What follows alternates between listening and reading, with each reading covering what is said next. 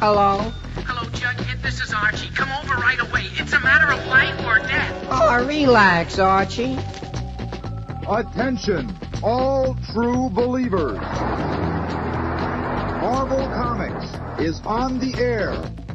A friend of the unfortunate, enemy of criminals. In reality, Dan Garrett, a rookie patrolman, loved by everyone but suspected by none of being the Blue Beetle. Boys and girls, your attention, please. Presenting a new exciting radio program featuring the thrilling adventures of an amazing and incredible personality. Faster than an airplane, more powerful than a locomotive, impervious to bullets. Up in the sky, look! It's a bird, it's a plane, it's Superman! 10, 9, 8, 7, 6, 5, 4, 3, 2, 1. You guys aren't ready for tonight's show. You're just simply not ready for it because we got some amazing stuff coming your way. Get ready to kick it.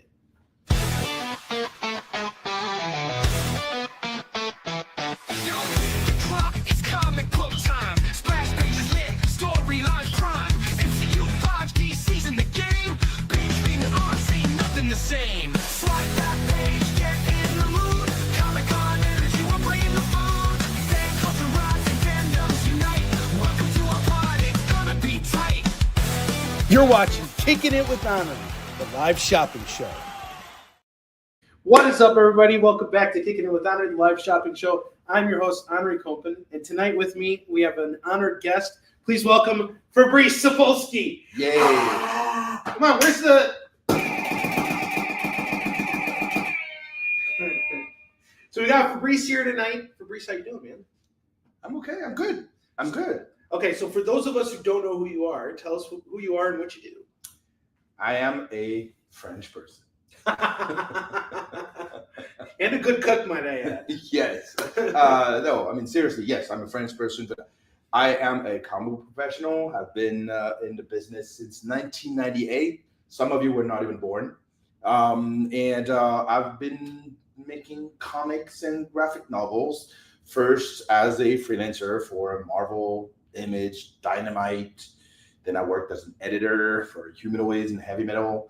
And now I have my own publishing company called Fair Square Graphics, where we publish a lot of great books. People should look at what we do.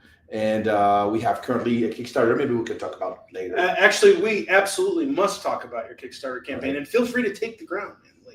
All right. So we have a Kickstarter that is going right now. It's called Shakespeare's Vampires, and it's Romeo and Juliet, the Vampires. So here's the deal, guys. You're going to want to back this campaign in a minute because we have something to reveal for you guys for the first time ever on the experience. First time. But first and foremost, Jay, could you do us the honor of sharing the image that I shared with you earlier? So Fabrice is doing a special edition of Warline 3. Yes. Last year we put out another version of Warline. This is the Noir edition, which means that we got black and white interiors on the inside here. And this is an extremely limited rare item. Yeah. And we're going to be premiering this at AwesomeCon in a couple weeks. And I drew this cover with more Beyond colors. And I drew that version, issue 3, with also more Beyond colors. And Fabrice's variants are the only ones that we've done black and white versions for. So this gives you a very unique opportunity to experience Warline in a different way. You can really check out Dexter's black and white artwork, and I think it's totally worth the price of admission. But on top of that, we're offering a huge incentive. Not only are you going to be able to pre-order the book here and now. But if you guys also back Fabrice's campaign, he will sign your copy of Warline 3. All of them. And I'm just going to let you guys know right now, we are only doing a limited print run of 50 units for AwesomeCon. So anything we pre-order tonight is going to be on top of that. So if we get 10 pre-orders tonight, then we're only doing 60 books. If we get 5, then we're only doing 55. And the only time to do it is tonight, because after tonight, I am going with Fabrice to Planet Comic-Con in Kansas City. And we got to get all those files over to the printer so that I can get them back next week so that we can get everything sent over to Washington, D.C. for AwesomeCon. And I want to say something about this because, like, when we started talking about the cover, and you were like, "Do what you want, man." Yeah. And I was like, I want something that is in your face action, like old school comic book stuff. And I feel like, I mean, you guys, well, this way. Yeah, it's weird, right? Yeah, it's all very weird. It's like you guys can see it like on the left side of the screen. It really is that. Like I created the first version that was dynamic, but not as much dynamic. And then I was like, let's do something like with the lion's hand like coming out at you. So yeah, I'm very happy with this cover. I'm very happy with it too, man. And the thing that I love so much is that you really just took the reins with it, and you know, you took the lion by the mane here. Lion by the mane. All right. I like that. So guys, this limited edition variant is going to go for $20. And again, this is the only black and white variation we're doing for Warline 3. Every other version is going to be the color version. And this is going to be printed on a higher quality paper. We're doing a really small run of this. So if you want Warline 3, the Noir edition, this is the type to pre-order it. And it's going to go for $20. And if you back Fabrice's campaign, it's coming signed. It comes signed for you, and all you got to do is just drop, an image letting us know that you did it. So we got David Moore in for a pre-order. What's up, Chuck? How you doing? Hey, Chuck. Hey, David. So all you guys got to do now, David Moore, if you want that signed by Fabrice, just go on to Shakespeare's Vampires on Kickstarter. Do we have the link, Jay? Yes, there we go. We got the link there. So David Moore is usually pretty good about it. You know, he always wants to jump in. He's on top of everything. And Chuck says this. I don't. J'adore ton art. Well, you wouldn't say it like that. You would say j'adore ton dessin. What does that mean? I love your drawing. I love your drawing. That's awesome. Thanks, Chuck. Appreciate it. And guys, this book's also edited by Chuck Pino, who had a tremendous amount of input on the entire series. And apparently is fluent in French. And he's fluent in French. He's fluent and awesome, too. A man of many talents. Yeah. All right. So we're going to go over everything that we got here. Yes. And as we go through everything, anybody who has any questions or anything like that, just let us know. And as always, the deals are the same. You spend $25 with me, and by the end of the show, you're going to get a spin on the wheel, and you're going to win something no matter what. You spend $50 with me, and if you're located within the United States, you get free shipping on your order. Now, tonight's show is going to be a little bit different because usually we only do 8 Fomo books, but tonight I got a big stack of Fomo books right here. Drop it now. This is all of it. Just boom, boom, boom, boom. And we're doing a Fomo, mystery Fomo. So there's a whole bunch of books here. And we're going to get started over here with Superman number 75. Oh my God, I remember that book. Sealed in the poly bag. And this is going to go for just $10. This was a pretty big deal. It was. It was a pretty deal. Pretty big deal. Okay, Roberto's taking a pre-order on Warline as well. And guys, all you got to do now is just pre-order online. And I think we were going to do a foil too, right? Yeah. We're doing a foil as well. Yes. So we're doing 10 foils just like we did with the other variation. The other variant had 200 cover. We did 200 of the regular, and we got 10 foils. 20 foils done. So we're going to do the same thing again. We're going to do 20 foils. If you want a foil, that one's also going to be $50. So just letting you know, if you want a Warline 3 foil, it's $50. I can't believe we kept the secret that long. I mean, the cover's been ready for I know 4 months. you got it done like in December. Yeah. This has been you got the cover done before the book was done. Exactly. All right, Superman 75 is going to go for just $10 tonight. So $10 on this. That's the steal, guy. That is a steal. I've actually that book when we were in our boom phase, like that book shot up in value to $25. Oh wow. Now it dropped back down, but that's the time to buy it. Oh yeah. The time to buy is now. It's an oversized one, right? Yeah, that's the oversized one. And then we got Adventures of Superman 500. That's going to go for just $5. That's another good. That's another good one. Yeah, They go together. It looks in very, very good condition. This goes together like white chocolate and peanut butter, Fabrice. Fabrice is not a fan of. Yeah, black peanut butter. You're gross. white. Fabrice is not a big fan of white. White chocolate. and dark chocolate. Dark. Okay, fine. Oh, Okay. that's fine. Dark Licorice. chocolate. Dark chocolate and peanut butter. Give me a foil. We got a foil for David Moore as well. Yay, a foil. Awesome. Thank you very much, guys. So Fabrice, when you started out in comics in '98, Yes. you were A journalist. a journalist. I was a journalist. What were you doing? Well, I woke up one day in January. I can tell you even the day. It was on January 20th, 1998. And I woke up one day and I'm like, I was living in France. Sure. I was like, there's no magazine about American comics, and I love American comics. Let's make one, but let's make it really different. Like, Americans had Wizard, which I never liked. Mm-hmm. So I was like, I wanted something that was more news-based, more in-depth interview, but still very pop culture. And so we created Comic Box, and it was an instant smash. Like, the first issue sold 10,000 copies out of the gate. That's amazing. So yeah, it was a different era where magazines were really hot. So yeah, and jumping into journalism, I mean, that's a really. I was coming. It's funny area. because I studied history and I was always like into press. But then I switched to graphic design, and it was like most of my 90s were graphic design. But I was very frustrated because no one would let me write, and I always loved to write. So I had to create my own magazine so that I could write and design at the same time. Which is what you're doing now. Which is what I've been doing all my life. Yeah. And I'll tell you guys right now, like, Fabrice has been hanging out with me for the last couple of days because we drove back from Indiana Comic-Con together, and he's literally been working all day and night on The Big Lie. The Big Lie, which is a book that we kickstarted in January and takes the character of Tintin into a bold new direction.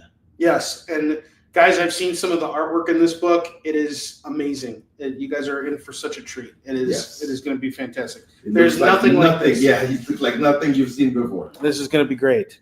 All right, I will get to the second shelf on the right. Looks like a woman in a cemetery. We will get there. I promise. All right. Spawn Batman. The Chuck Dixon, Doug Mensch, Alan Grant, and Klaus Janson version. This is the one that DC published. And this is going to go for 50. Is it better than the one that Image published? You know, I never actually read this one. The Image one I thought was really silly. It was bad. Yeah. I never read this one either. This one I heard we had a better story, but the artwork. Not difficult. Yeah, the artwork didn't really pop out at me. But, you know, it's still, I mean. The cover is like on point. I think so. I think it's an on-point cover. But, yeah, I was never really big on this one, but you know, if you're a Batman Spawn enthusiast and you want to have all of it, there are people like that. Yes, there absolutely are. All right, next book we have here. We need to have more flash books. We will. I promise you guys, there's going to be lots of flash books tonight. We're not flashing any books tonight. We're not flashing any books tonight. This is absolutely true. I have the original Ghost Rider Rides Again, part 1 of 7. Johnny Blaze. This is going to go for $5 tonight. So $5 on this. Fancy. I think I got this issue. Really? Back in the day, before I had to sell my collection. When I left France and moved to the United States, I had to sell everything by the pound. It was such a heartbreaking moment. Yeah. 3,000 comics, 500 euros. Oh my gosh. That sucks. That really does suck. You know, I had a whole bunch of comics. I was moving out once, and I had my collection, a portion of my collection, and I had a bunch of books fall down the little crack in the elevator shaft. So, you know, like when you get on an elevator, there's that little, you know, space between the floor and the elevator. Yeah. A bunch of comics fell in there. And one of them was a $100 book that I was able to repurchase last year. So I was happy about that. All right. I have Captain America 306. We got Cap and Captain Britain fighting the Dark Mage, Modred. This is going to go for $5. Nice. That's a good cover. Direct edition. Very fine on this. Very fine on this one. Superman Man of Steel #1. Ooh. 48-page issue. First issue. $5 on this. I'm going to call that a very fine as well. New Teen Titans #1 is going to go for just $3 tonight. $3 on this. That is a good one. Yes. Marv Wolfman, George Perez. And honestly, this is a book that's selling for about $5 to $10 online. We're just doing it at $3 today. And it's so a damn fine comic, period. If you don't have it, you have to have it. You must. You must. If Fabrice says it, it must be done. Yes. And we got Lobo, Blazing Chain of Love by Keith Giffen and Alan Grant. This is going to go, and Dennis Cowan. This is going to go for $5. Lobo's been a big seller on here. Not as big as The Flash, but there are people out here who like Lobo. And then I got House of Mystery. House of Mystery presents I, Vampire 319, the final chapter. So it looks like it's the last issue. Newsstand copy. Going for $5. Very fine. Ghost Rider #1. This is the start of Ed Brisen's run. $5 on this. That's a pretty dynamic cover, actually. Is it the Nick Bradshaw cover? I don't. It says Cooter. Oh, Aaron Cutter. Aaron Cutter. Okay. I pronounce it as. It looks like Cooter, but it's Cutter. It is. Yeah. I think it's Cutter. Uh-huh. Whatever. Respect to Aaron. Yes. $5 on this. Respect him and buy this book for $5. Yes. Another one you should respect. Chris Bachalo. Yes, Chris Bachalo is amazing. Doctor Strange #1, the start of Jason Aaron's run. This is actually the first appearance of Zelma Stanton. This is going to go for just $10 tonight. Who is Zelma Stanton? I have absolutely no idea. I have not That's read what it. I thought. You're faking it again. I'm faking it. No, I looked it up. Good. Yeah. I always look it up online. It doesn't necessarily mean I've read the book. People have to see this. Like, I make mental notes. he has his notes like here and Yeah, absolutely. you Jen, know you know who so told me? organized. You know who told me to do that? No. Jen King does the same thing. Wonderful. On all of her books, she puts it up on the top here. I do it on the back so that Whatever Jen King says. Yeah, whatever Jen King does, that's what you must do. So we got Doctor Strange #1. This is going to go Because for the queen is a king. Yeah, the queen is the king. This is true. $10. Key book right there. Captain America 425. We got a foil embossed cover here. That's going to go for just $4. Looks very 90s. It won't. Definitely not modern, that's for sure. So $4 on this. I have Sergeant Rock #380. We got a Superman 3 movie sweepstakes here. Everybody loved Superman 3. That was the best one in all the first 4 movies. This one's going to go for $4. Richard Pryor was a treasure, Onrie. Yes, he was. He was. Dark Knight's Metal #1 is going to go for $4. Wait, let's talk about the fact that Superman 3 promoted cigarettes in a very weird way. Did they really? Yeah. I don't remember. That's how Richard Pryor recreates kryptonite. Oh, using wow. tar. I forgot because I haven't seen it in a while. Well, thanks to cigarettes, we got that awesome fight between Superman and Clark Kent in the junkyard. Yeah, that's a good scene. I remember that, but everything else is hazy for me right now. All right, I have Hook, the official movie adaptation in comic book form, #1, #2, #3, and #4. This is going to go for just $8 today. Just picked this up. This is fresh from what's it called? Indiana Comic-Con. Fresh off the boat. Fresh off the cornfield. Fresh off the cornfield. And then I got fresh off the boat. He understands it now. Yeah. And Rufio makes his first appearance here. You could get your first appearance of Rufio. Venom, Legends of the Dark Knight, #16. 17. This is a great run, by the way. I absolutely love this. Dennis O'Neil and Jose Luis Garcia Lopez. This is some good stuff. This is the entire run of Venom. This is going to go. I've never seen this book. Oh, it's so good. This run is fantastic. Really? Oh, it's so good. 80s? 90s? I would say it's late 80s. No, 91. Yeah, early 90s. So basically, what happens here is Batman gets addicted to Venom. and he finds out that this is before Bane. So this is kind of like what leads up to what It's like a eventually. Scarecrow. No, it's not Scarecrow. It's actually the military. There's a military villain here, and it's really well done. So Batman's like kind of like at a low point when this arc starts out, and then he gets addicted to Venom, and then he has to break free of his addiction, and he's going cold turkey. And he starts off using Venom, and he becomes like a lot more violent. And he thinks at first that this is helping him, but it's actually hurting him. And where it goes from there is drugs. People can't understand. No, they can't. $15 on Legends of the Dark Knight number 16 through 20. And then finally, I'm going to offer you guys tonight one copy of Warline 2. Damn. And if you pick this up and back Fabrice's campaign right now. Shakespeare's Vampires on Kickstarter. Drop the link again for us, Jay. And if you do this, if you claim this, both Fabrice and I will sign this for you here on the air. Personally put a gun to my head so that I can sign it. And we only have a few of these left. These books mostly have sold out through MegaCon and our last Kickstarter. So we have like a few copies left. There's just a very limited amount. I have one at home. I will never sell it. You're the man. I love you. Thank you for helping me out with this, and thank you for giving us such a great cover. And it looks like we got some pre-orders in here, and I'm really excited about that. Okay, keep it coming. So Zach has claimed Warline 2, and Zach, if you want to go online and pick up if you want to go on Kickstarter and back Shakespeare's Vampires, and let me say this. On Shakespeare's Vampires, there are 4 or 5 different covers. Like 2 are from the main artist, Lisa. I did one. My cover is cover B. But we also have 2 guest cover artists that are amazing. Yishan Lee and Kath Lobo. And Kath especially, she's been working for Mad Cave a lot. She did a lot of Gacha Man, and she did like a bunch of stuff for them. That's awesome. That's really fantastic. And I've seen you're finished with the book already. Yeah. So now it's just a matter of let's get this campaign done. You're very close to funding too. Yes. So where are you right now presently?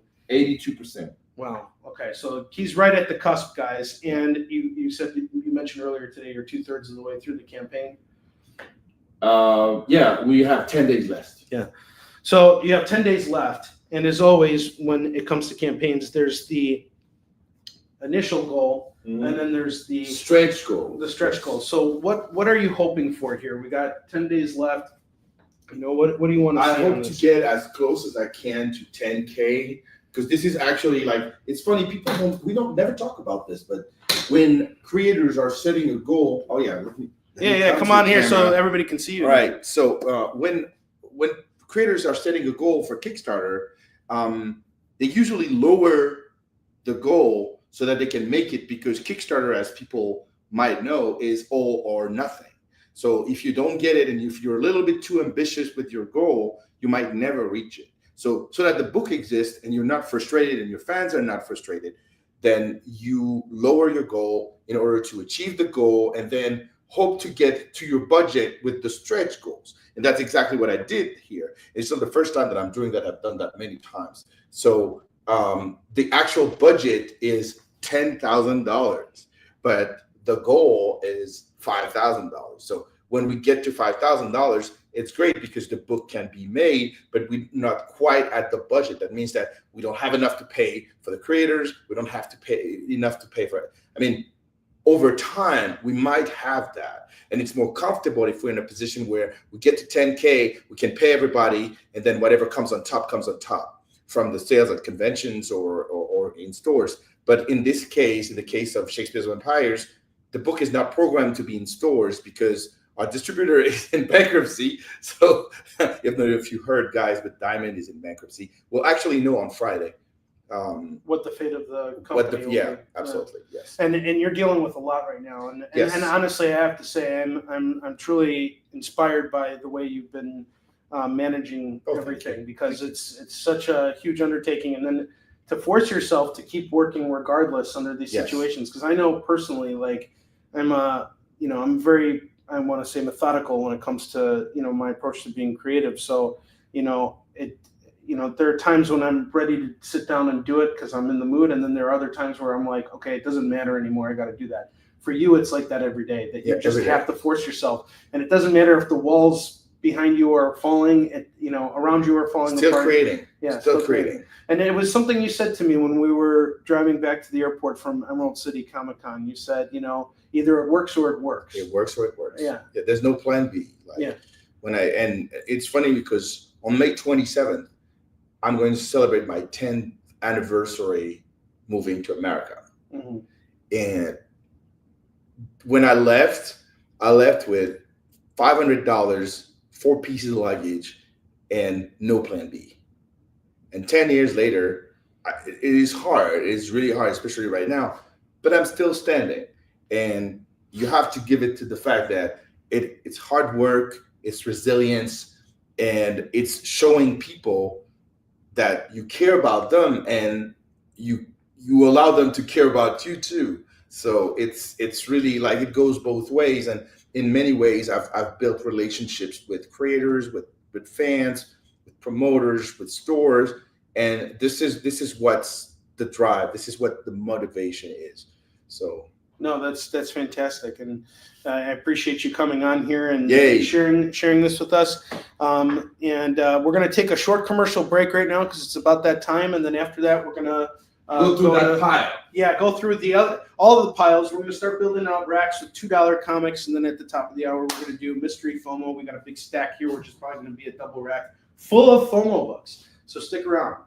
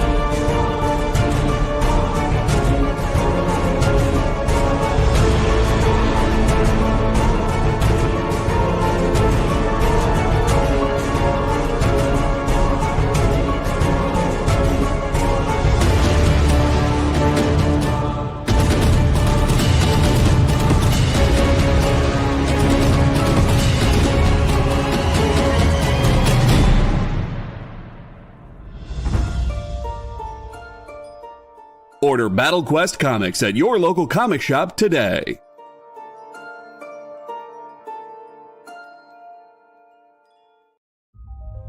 Sure, comic books are beautiful, but underneath, there's something more authentic and exciting. The original art. See the pencils, the lines, the shading, as if you were there in the studio watching the artist work. Getting a peek at comics' backstage is easy with the original art experience. All right, Friday night, guys. Thank you for being here. To be doing anything, the fact that you're here means the world to me. Nick's pieces are always value priced with your budget in mind, for the beginning collector to the veteran. And this is gorgeous. You got Aquaman and Mira. Join the original art experience with Nick and our friendly crew of regulars, even if it's just to enjoy the art. Fridays at 7. It's all part of the experience. In a world where you hit like and subscribe on our YouTube channel, that'd be really great. Thanks.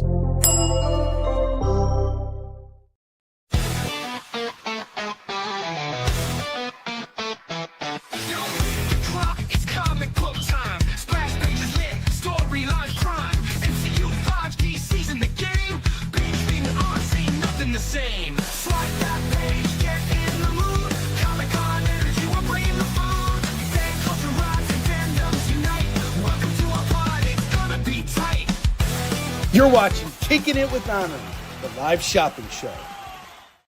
Zach, here, Mr. Nope has a question. Oh, they can't see me. He's choking me. Is the tagline for Shakespeare's Vampires, "'Twas not poison on thou's lips"?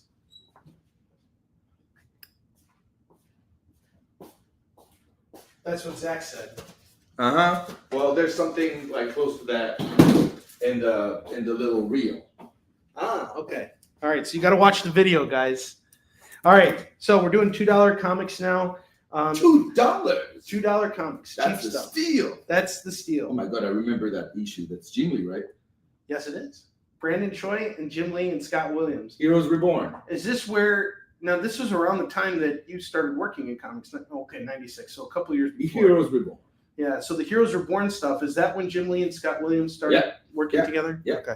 So no. Jim Lee and Scott Williams started working together on X-Men. Oh, okay. It was before that. Because his work seems a lot cleaner when he was working with Scott Williams. It was a different era. It was 30 years ago, man. And 28 years ago. So we got Fantastic Four number 2 and number 3. Both won for $4. So $4. Yeah. Script was a little silly. But the art was good. Yeah, the art was fantastic. Here's a nice graph. Oh yeah, that sounds 90s. That smells 90s. This smells 90s. X Factor number 92, part of the Fatal Attractions run. This is where the X-Men end up on asteroid M, and Wolverine has the adamantium ripped from his skeleton. This isn't the issue where it happens. It's actually X-Men 25 where that happens. But and then Wolverine 75 is where we find out that he had the bone claws all along. This is going to go for just $2, and I'll tell you guys right now, this is, I would normally do this at $5. And a few of these books came from North Shore. The rest of the stuff is from Indiana Comic Con. This is just stuff that I picked up while I was on the floor. There weren't a lot of vendors out there that were doing a lot of dollar books, but I did find some good stuff when I was walking around on the floor over the weekend. I have Green Lantern Rebirth, pretty much the entire run here by Jeff Johns and Ethan Van Sciver, number 2. Van Sciver, yes. 3, I always call him Sinister. Sinister Van Sciver. Number 5, he sounds like he's a member of the Legion of Doom. Kinda, right now. So we have Green Lantern Rebirth. I have every issue but the first one. So if you get issues 2 through 6 right now, it's going to go for just $10. That's pretty much the entire run of of Green Lantern Rebirth. And don't worry, there's Flash coming too. I'm going to flash the F and A out of you guys tonight. Next book we have here is Ultimatum, number 2. Potato. Ethan Van Sciver Times. All right, Ultimatum, number 2 and 3 are going to go for just $4. So 2 and 3 are $4. Oh, I can't wait for the next one. Tell us about this. This is a classic. This is Joe Kubert. Tour at his best. Really? So is this a reprinting or is this? It's a reprint. Yeah. So what's Tour about? It's like a barbarian type of thing. So we have. It's very cool. Joe Kubert, classic. These 3 issues, 4 through 6, are going to go for just $6. It's half your run right there. $6 on Tour. Wait for it. The power surge is all right, coming. Are you guys ready? I don't think you guys are ready for this. Oh, wow. You're not joking. I'm not joking. I did this out of spite. Is everybody ever all the time I've had, I've been showing off this book and no one ever buys it, but here we are. We're doing it tonight. We're here. We got Flash number 96, number 112. Tomorrow's Flash today. Wait, can anyone tell me why the Reverse Flash is not Gold South? 143, 145. We're going to jump ahead to 232. This is part of Mark Waid's run. 196. Brilliant Mark Waid's run. Jeff Johns' run. 225, 233, and 234. If you grab all of these Flash reading Flash. I do too. I like Flash a lot, but apparently all these people don't like Flash. They all hate Flash. There's a run that is really underrated. Is the Flash run by Mike? What's his face? Mesner Loebs? No, after that. Mike Barron? Right before Infinite Crisis, it was. Oh, I can't remember now. I'm blanking. We sold these Flash books, by the way. Yeah, they're gonna go. They're gone. Mark Guggenheim. Mark Guggenheim's run. I really liked his run. You actually introduced me to Mark. Did I? When we're at MegaCon. Oh yeah, you're right. Yeah. Good guy. He is. I love Mark Guggenheim. All right, next up, Amazing Spider-Man 277. Yeah. $2. We just sold Flash books on here without even talking about without giving anyone a hard time about it. How to talk about Flash without talking about Flash? Yeah, exactly. Well, wait, it went too fast. Hey! There we go. Jay, you got to do it. No. Oh, yeah. No, the other thing. Hi-oh. Missed it, man. We missed it. I'm sorry. There's so good, many bro. sound effects. You got to just pop in and do it. Sometimes. Hello. There you go. Web of Spider-Man, number 128. Who will wear the webs? This is where... Who does? Scarlet Spider. Of course. The clone. That's ASM 277. 277. I remember this issue. I don't. A lot of text on the cover. It's from 1986. Yeah. 277 going for $2, Ken. What's up, dude? $2. That's it. Was $2. it Ron Friends? I think it was Ron Friends. I think so. I really love Ron's work. His work is Really? fantastic. Yeah, I like Ron. He was very, very much criticized at the time. Yes, Ron Friends. You are correct. I remember this. Bob Layton on the inks. That's interesting. Yeah. There were several inkers back in the day. It was different inker every issue. Mm-hmm. And Bob did a lot of finishes too, right? So he was doing finishes and. Oh, really? I mean, I don't know. Was it when the title was weekly? I don't know.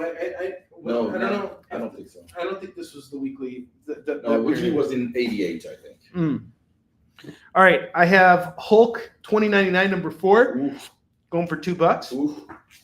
$2. Expensive.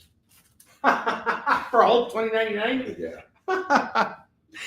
I'm upselling here, guys. Amazing Spider-Man number 627. We got Juggernaut on the cover, Roger Stern and Lee Weeks. Oh, now you're talking. Lee Weeks is a fantastic artist. $2 on this. Only $2. Oh, there's more.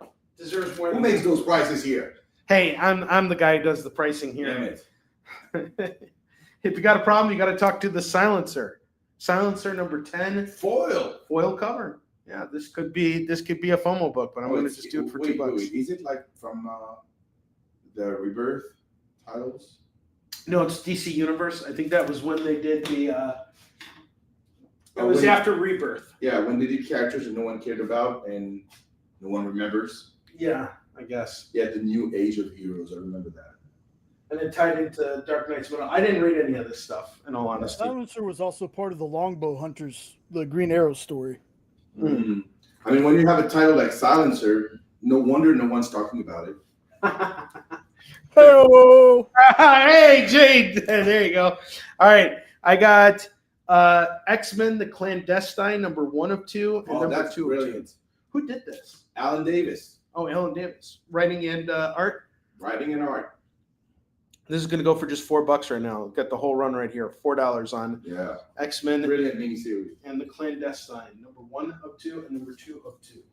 And they're both for $4. Spectacular Spider-Man, number 226. At last we find out who the real Spider-Man is, because in this issue there's a test that's done. Who draws to that? find out who's the clone. So, Sal Buscema? Sal Buscema did the inks. He did the inks, but I don't know. Sienkiewicz did the inks. Ronlin did the. This was Sienkiewicz did a lot of the work here. So this was Sal Buscema did the pencil breakdowns, and Bill Sienkiewicz did the finished art. Incredible. Yeah. He actually did a lot of these Spectacular Spider-Man. Yeah, I remember that. But it's a very different. I mean, it seems like it was kind of harkening back to his Neil Adams roots with that stuff. Oh, I remember when he did what? Moon Knight. Yeah, we've had many conversations about that. So it's fun to talk comics together. Absolutely. With the world watching. Yeah. Spectacular Spider-Man 226. This was an intense issue. I remember when this came out. I was in 6th grade, and I rode my bike after school. You sound old. Wow. Oh yeah, that was when you an adult. You were an adult. But you're up there. 94, 95. Something like that. But anyway, I left school. I was probably in. This is gonna really kill you. I was probably in 5th grade around that time. No, I was in 6th grade. Never mind. In 94? Yeah. I was a year away from my bar mitzvah. Damn. I was in bar mitzvah training mode back then. It was 1 year after I got married to my first wife. Oh, there you go. So after school, I rode over to North Shore Comics, the shop that is still my LCS, and I picked up this book, and I was reading. All the new Spider-Man books were coming out weekly, but they were all connected to each other, but across the line. So you had Amazing, you had Web, you had Regular, and you had to read them in a certain order. You had to read them all. It was really a pain in the ass. It was a pain in the ass, but I was hooked, and this was the issue that I was like, please don't let Peter be the clone. Please don't do this to us. And they did it. And the I only was thing like, is I mean, where I was, like in France, they were releasing it, of course, in translated versions and in collections where they were in order. Oh, wow. In sequence. You know, I feel like that run got a lot of bad. It was looked upon really unfavorably. But I mean, the Clone Saga was kind of like a joke that lasted too long. Yeah. And even when they tried to do that short version of it, I didn't find it appealing. You know, like I loved when they brought back the Jackal. I liked when they kind of had things going, but it almost like felt like the story needed to end somewhere, and they didn't know where to. They didn't know where. I think they didn't know where to end it. Yeah, Tori says that she boycotted Spider-Man after that. Well, yeah, that's a serious statement right there. Oh wait, who's back? The Flash Rebirth #2, $2. Will this book be gone in a flash? I have Doom 2099 #4. This was a great issue. Prove it. This is where he fights Tiger Wilde, I've never seen that issue. Oh, it's great. So I ignored Doom, all the 2099 except Spider-Man. I ignored them. I pretended it never existed. Really, I love Doom 2099. I thought it was great. I thought it was cool because here was a different take on the character. You know, he wakes up in the future and he realizes he has to, reset his technology because it's dated. He's, being a sorcerer is not enough. He has to keep up with the times, and he develops a huge adversary. And Tiger Wilde is basically taken over Latveria. And in this issue, he reclaims his throne. It's a really epic. It is wild. Series. It is wild. It's a wild run. So Doom 2099 #4 is going to go for $2. Great issue. Great issue. Judge Dredd #8, $2. That's from the DC run. Mm-hmm. And those have been selling for me like hotcakes.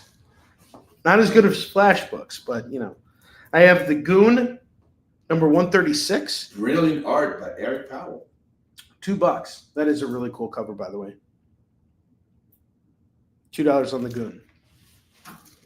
I have some Marvel G.I. Joe here, #61, going for $2. I remember that issue. I have that issue. It's a good cover. Good cover. The focus is right where it should be. Is it signed? No, I don't think so. But you'd be surprised. Sometimes you find signed books in dollar bins. It's crazy. Okay, so it says Marshall Rogers did the storytelling. Danny Bulanati finishes. They were not crediting cover artists inside back in the day. Yeah. But I mean, I would say it's pretty much. Would you say the style is the same, or is it different? Marshall Rogers. It's very classic. I'm not really familiar with Marshall Rogers. Seriously? Yeah, seriously. He drew Batman for ages. Oh, really? Yeah. $2 on this. And G.I. Joe 61. It's funny. I've never talked that much comics, like old school comics, with anyone in years. It's like a rebirth, pun intended, for me. And that's what we like to do here. We're remixing and reliving the good times. Yeah. Lobo #7. Talk about the good times. It ain't nothing but a good time. Original Dick Tracy #2. $2. Silver Sable in the Wild Pack #5. $2 on this. Smells 90. And it smells like Dr. Doom. Smells like Latveria. Yeah. It smells like Teen Spirit of Latveria. Omega Men Number 4, $2. It was an interesting series, the Omega Men. Like, I remember reading it as a kid and never understanding anything. And the 3rd issue was where Lobo made his first appearance, right? Oh, really? Yeah, the issue before this was Lobo's first appearance. And then I have an issue of Brian Azzarello and Jim Lee's Superman 206. I remember this one. It was very boring. You didn't like it? No. I actually, when I looked back on it, I actually liked the story a lot. I mean, back in the day, I read it when it came out, and it was like, this is not the Brian Azzarello that I like. And it almost felt like a weird pairing with Jim Lee's artwork. Yeah. Because, like, you know, after coming off of Hush, you expect this kind of clear storytelling method that Jeff Loeb uses. But instead you're getting something that's a little bit more cerebral from, you know, Brian Azzarello. And maybe perhaps it was just a little too cerebral. Not simple enough for us. Yeah. So for us people who just want to read a Superman comic and enjoy it.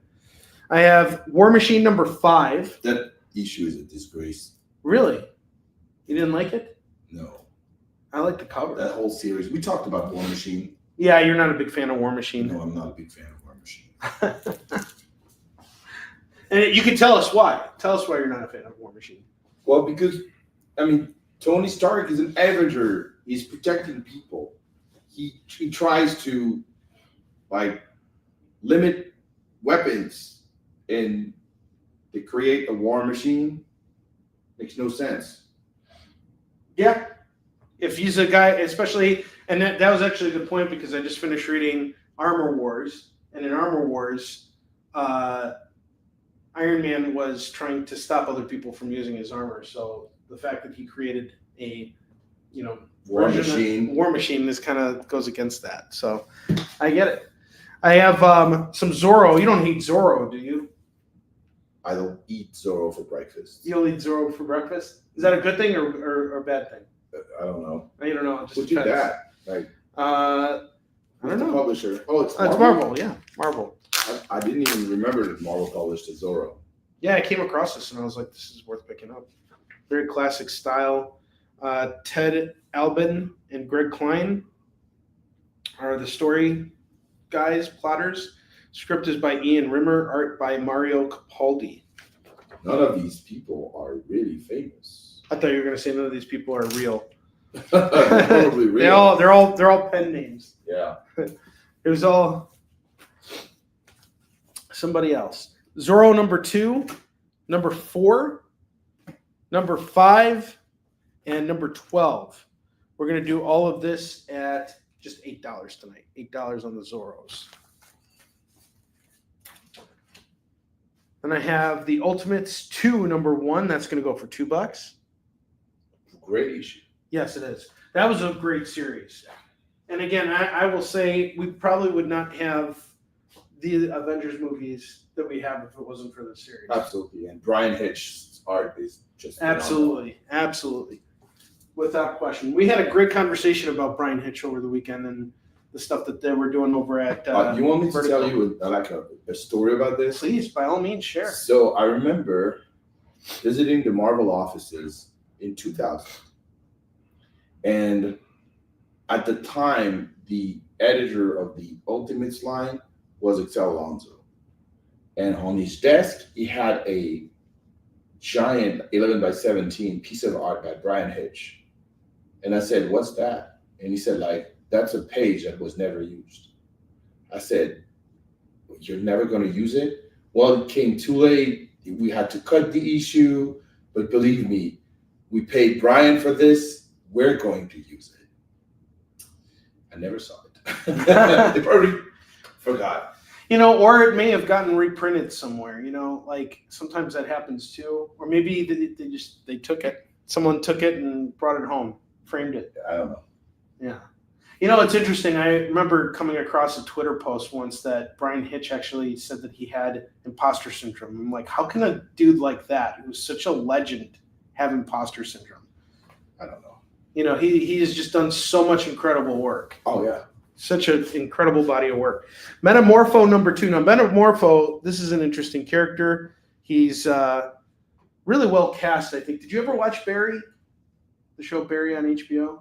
No. Oh, it's pretty intense, actually. It was on HBO. There's a character on there, and he's the guy who they cast to play Metamorpho, and he's actually a gay Russian mafioso. I know what he speaks to. Is it? But he's Ukrainian. I think he might be Ukrainian or Russian, one of the two. Okay. Yeah. Either way, it's the Russian. It's the Russian Ukrainian part that speaks to me, not the other part, or maybe both. Who knows? Metamorpho number 2. That's going to go for $2. So I don't know what the actor's name is, but yes, he is going to be Metamorpho. And Anthony Carrington. I think. Yeah, Anthony Carrington. I have Ultimate Doom number 1. That's going to go for $2. And Jay's telling you to come on screen. He wants to see it. He wants to see your face. Because if not, it just looks like Onrie's talking to the corner and throwing his voice.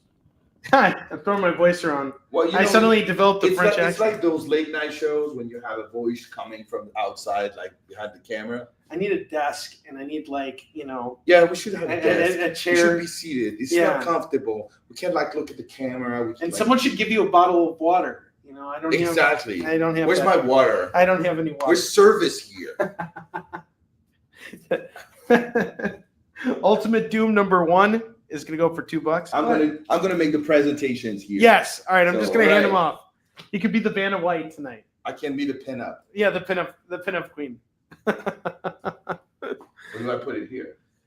Ultimate Doom. Ultimate Doom number 1, $2. And then we got new Ultimates number 1 and 2, and I believe there's a 3 hiding in there somewhere. But it is. Now, who worked on that? It's a Frank Cho cover. It's Frank Cho and Jeff Loeb. Yeah, it's interesting because Jeff Loeb, he actually really criticized the Ultimate line, and it was funny that he was kind of the one who brought it upon its ending. Yeah, with Ultimatum and everything. So new Ultimates number 1 through 3. That's going to go for $6, and you could just put them back to back. Is it like a gatefold cover? Yes. It's interesting. Gatefold cover for number 1. Only for number 1. Got some Daredevil here. I remember that issue. Oh, this is good. Ed Brubaker. This was a great run. I think Ed Brubaker. And, Greg Rucka and Michael Lark. Really great.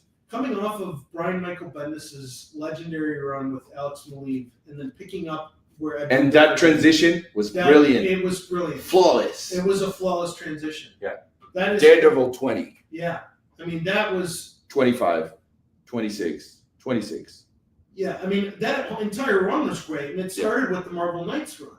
Yes. And then it evolved into this, and it's wild that Brubaker was able to pick up exactly where he needed to and just keep it going. That's amazing. What do we got next? That's a one shot, right? It's a Daredevil Blood of the Tarantula. Yeah, Tarantula. Yes. You know when I'm tired, my French accent comes back. So that's a one shot going for $2 for Daredevil. Oh, you do that. Okay. I actually really like this run. Super violent. Yeah, that's why I don't like it. Oh, really? Yeah. It's very, what's the word? Misogynistic? Yeah. It's a very misogynistic run. Macho. Yeah, very macho. This really is. So we got Marvel Max Fury. Shut up and bite number bitch. 1. Yes. We got the entire run except for number 2, 3, 4, 5, and 6. Pretty much the entire run except for number 2. And if you decide you want to pick it all up, it is censored. It is censored. Issue 2. And I think this was actually a farce. I think it was meant to be a comedy. Oh, really? I think so. There's certain I wouldn't be things, surprised. Like it's Jimmy. Well, no, it was Garth Ennis. Derek Robertson was the interiors, and then Jimmy Pelmy. Derek. Yeah. I love Derek. Good friend. It feels very much like they were riffing off of what they did with Preacher. Ennis was riffing off of what he did with Preacher. Robertson doing what he does, but like, Derek is always violent. I mean, he's not a violent person. He's actually extremely sweet. He's a really but sweet his guy. art is always violent. It is. And here's the funny thing is there's a character. There are even characters in here that kind of remind me of like some of the characters you'd see in Preacher. And like, Nick Fury has like a nerdy nephew who like emulates him and wants to be like him, and he's just can't live up to his uncle's expectations.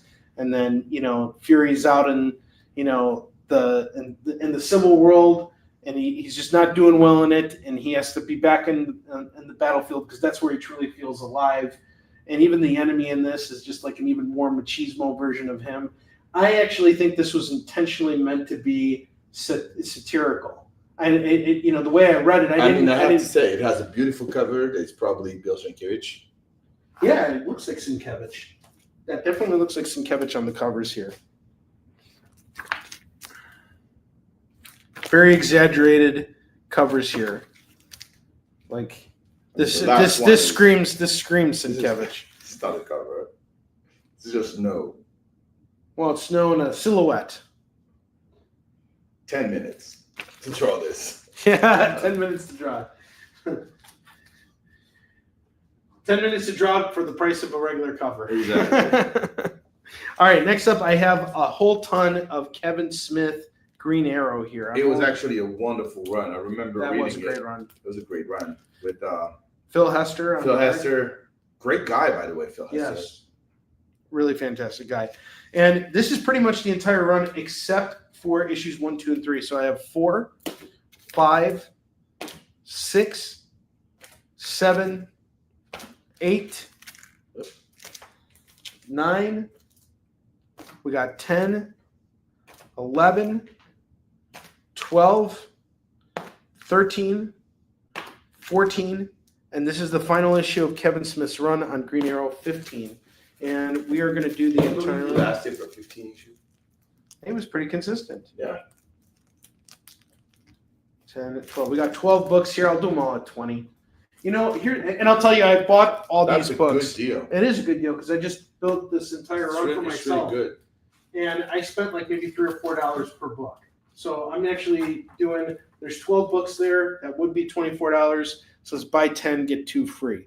I think that's a really good deal. Hang on just a second, guys. So I think we're almost at 10 o'clock. Yeah. And it's time to go to bed. Yeah, it's time to go to bed for some folks. But for those of you who are still going to stay up, we have FOMO books coming. FOMO! And don't forget to back Fabrice's campaign if you haven't done it yet. Zach. Shakespeare's Vampire. Zach backed it. Thank you, Zach. Zach did. So then you need to sign his war line, too. I will sign it now. He will sign it for you now on the air. All right, guys, we're going to take a quick commercial break. And when we come back, it will be FOMO time officially. And we're going to show you guys, we're going to go through a big pile of books here. So we will be back in just a moment. Symphonic verses, Nocturne's romance. A song of romanticized darkness, dreaming death by sleep.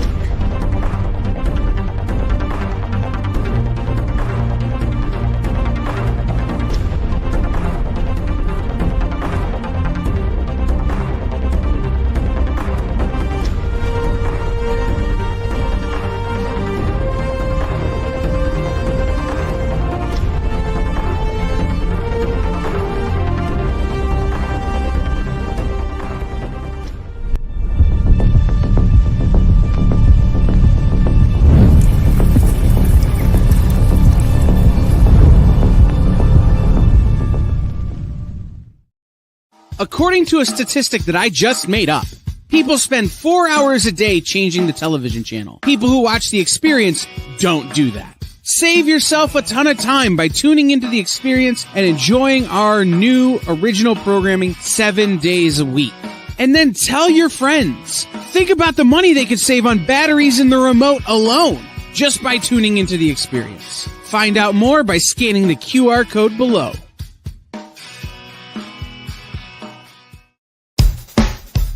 Download our app on Google Play and the App Store. It's so simple, even my mommy can use it.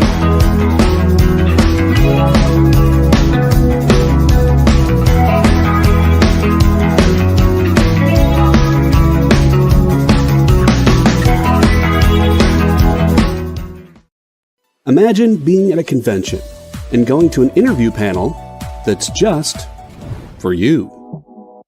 No bustling crowds, no hours-long lines, just you, the moderator, and your favorite comic book creators. Well, this is pretty much that.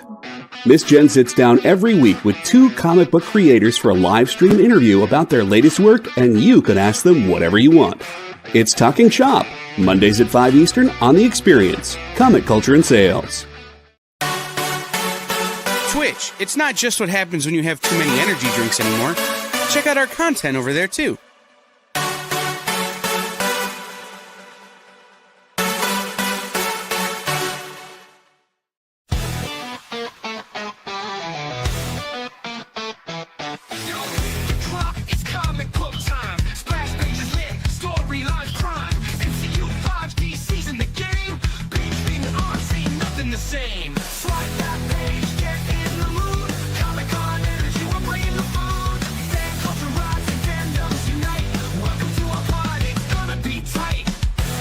You're watching Kickin It With Onrie, the live shopping show. All right, it is FOMO time. Let's do this. It's FOMO time! Is that an acronym for me getting a chance to play the Flash again? Oh, that's what it means. It was a good Flash! No one wants to play Flash comics on Onrie Show because of me! And I can't buy comics either because I'm a big weenie! Oh my god, like, shut up already.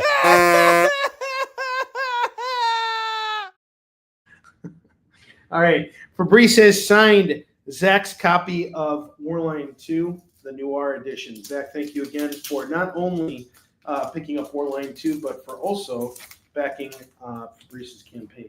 All right, we got a pile of mystery FOMO for you guys today. Big stack of books. I could have put this aside for future weeks, but here's what we're going to do right now. I'm going to show all these off once, and whatever we get through tonight will be off to you. So you guys all get first dibs on this. The rest of the stuff I'll be reworking into future shows. So this gives you a special sneak peek. We're doing something special tonight. And once again, we're at the top of the hour, and you guys have one more hour, less than 50 minutes to go in order to pre-order a copy of the issue 3 Noir version of Warline, which features a cover by Fabrice. And Jay has provided the cover again. And again, if you pre-order the book right now and you back Fabrice's campaign, Fabrice will sign your book for you. You can pre-order the book now and back Fabrice's campaign later. Just show me or Fabrice that you back the campaign, between now and the next week, and we will put it aside for you. So far we have 2 pre-orders for the regulars, which are going for $20, and 1 foil, which is going to go for $50, and limited to only 10 copies. So just so you guys know. All right, so FOMO books. Let's get to it. We have Incredible Hulk $3.93. That's going to go for $5 tonight. World's Finest $187. That's going to go for $5 tonight. Daredevil number 218. That's going to go for $4 tonight. Master of Kung Fu 40. $4 tonight. Shogun Warriors number 20. That's going to go for $4. Luke Cage number 42 is going to go for $4. Batman 3 Jokers book 1.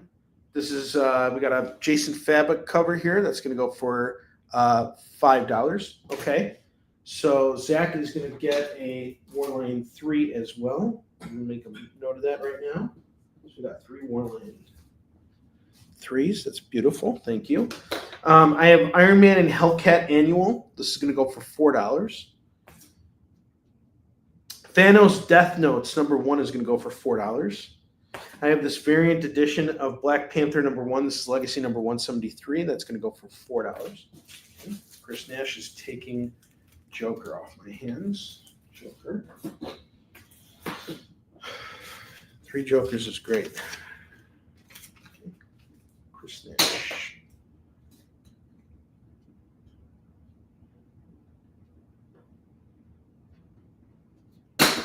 Okay. Red Sonja Tarzan #1. That's going to go for $4. The Joker 80th Anniversary 100-page Super Spectacular. This has a $15 price tag on it, but we're going to just do it for $5 tonight. Harley Quinn #20. We got a Derek Chu variant here. That's going to go for $5. Silk #1 is going to go for $5. I got this pretty cool Amazing Spider-Man #13 variant here. Legacy #907. That's going to go for $5. Deadpool #1 is going to go for $5.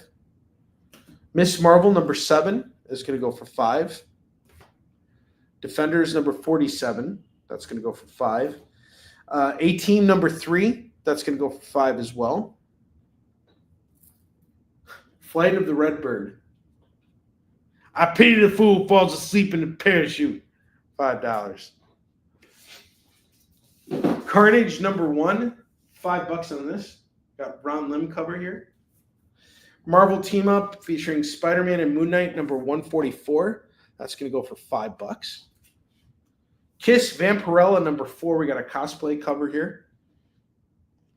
This is going to go for $4. Lone Wolf and Cub #17 and #25. I'll do both for $3 a pop. So that's 6 on those. And that's just for tonight only, guys. You'll probably see these books again as FOMO books in the future. Just letting you know. We're just kind of getting a feeler out there for folks, seeing what anybody wants to make claims on tonight. Ren and Stimpy Show #13. That's going to go for $5. $20.99 Unlimited #1. We got the premiere of Hulk $20.99. This is his first appearance. That's going to go for $5. James Bond Jr. #1 is going to go for $5. The Witching Hour #61 is going to go for $5. Fantastic Four #259. We got John Byrne on the cover and the interiors. This is a great issue, following up one of the best issues, single issues of Fantastic Four ever. This is going to go for $5.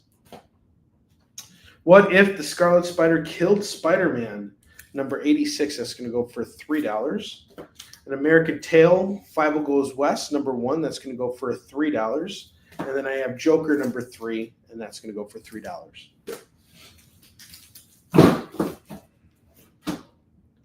All right. So let's get back to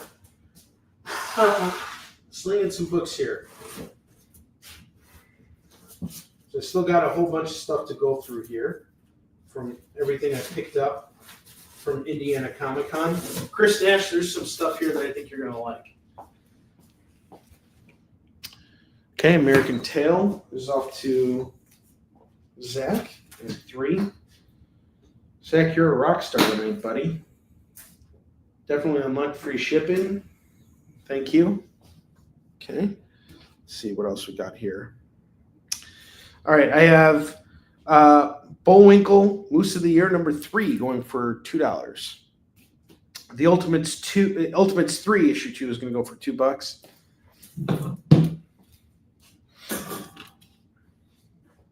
Uncle Scrooge #246, $2. Mickey Mouse Adventures #6. Actually, we got #1 and #6. That's going to go for $4. I have Uncle Scrooge 265 and 246. So that's going to go for 4 and 4. Okay, Bullwinkle's off. To Zach. Zach is the resident dude now. All right. Walt Disney's Donald Duck, #248, #254. And then I have Walt Disney's Comics 531 and Uncle Scrooge 243.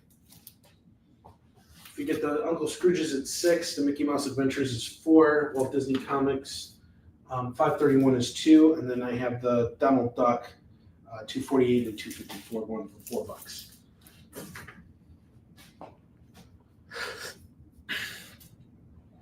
The Saga of the Submariner, this is actually really good. It's a 12-issue series that explores the origin of the Submariner and I read this, and it actually really helped me define the voice of Warlion. I really looked at Submariner, read a lot of Submariner books to get into that mood. And this was one of the series I read. So I don't have the entire series here, but I have a whole bunch of them. So we got issues 1, 2, 3, 6, 10, and 11. That's 1, 2, 3, 4, 5, 6. 6 books going at $12. 6 at 12. Fantastic Four 287. That's going to go for $2 tonight. That's Fantastic Four 287. Coming close to John Byrne's final issue on the series, which I believe was 292. Deadshot Beginnings number 1 and Secrets number 3. That's $4 on this pair. Deathstroke, The Terminator number 6 is $2. World's Best Comics, 99-cent stories. This is going to go for $2. Secret Origins starring Shadow Lass and Dollman, number 8. That's going to go for $2. Maelstrom, number 2 is going to go for $2. Huntress, number 2 is going to go for $2.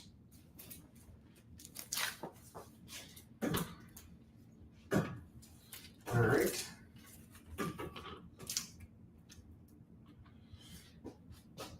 I have rolled a Flashpoint. Zach, more Flash for you. Flashpoint here. That's going to go for $2.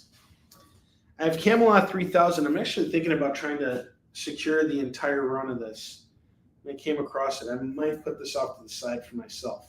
I really love Brian Bolland's artwork, and this was a series that he illustrated completely from beginning to end. That's going to go for $2.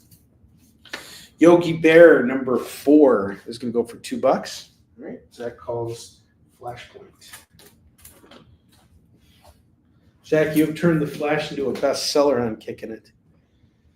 What would we do without you, buddy? You're the man. And by the way, your books have been shipped out today. I didn't send you a notice. Anybody who had paid up their orders last week, your stuff has already gone out. So, and this is going to be the only show we're doing this week.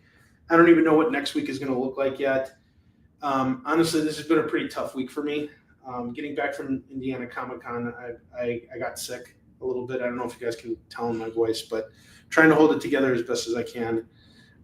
It's been a pretty rough week for me with everything, just because this is going to be my 3rd show in a row, and I've got my kids, and I haven't really been spending a lot of time with them because I've been on the road so much. So they're missing me, and it's hard, having a few days with them here, but not really being able to spend a lot of quality time with them. So I was planning to do a show tomorrow, but because I have the kids so little this week, I decided to spend tomorrow night hanging out with them and getting ready to hit the road on Thursday for Kansas City. So there's that. So just trying to take it one step at a time.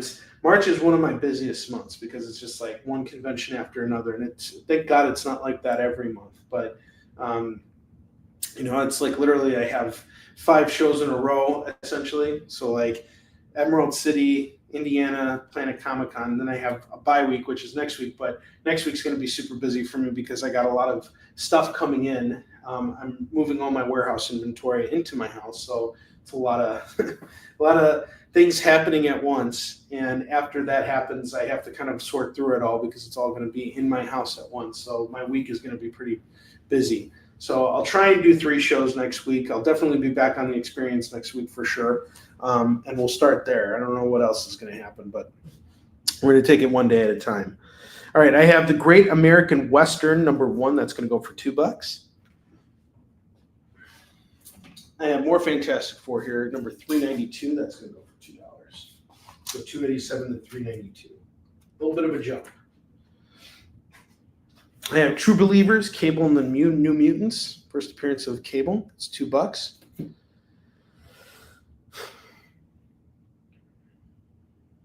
Still not selling Flash books. Well, I'll tell you, I actually bought a Flash book today. Aside from the stuff that I picked up for Zach, I picked up Absolute Flash number 1. So I haven't had a chance to read anything.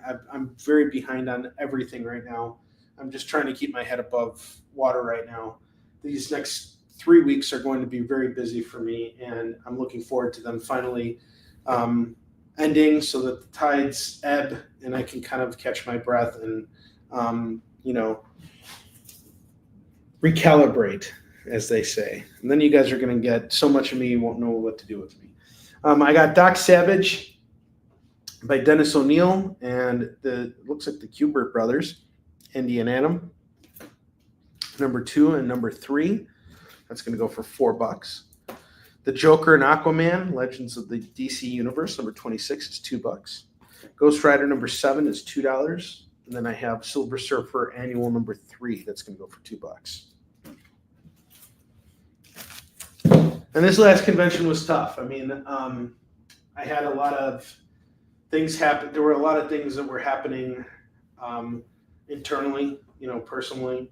And that really kind of was messing with my psychology a little bit. Like I always look at whenever I do a convention, even if I sell out, I don't think to myself, okay, that was a perfect show, I sold out. Like selling out really is sort of, it's great, but if my performance isn't peak, meaning if I'm not in the right,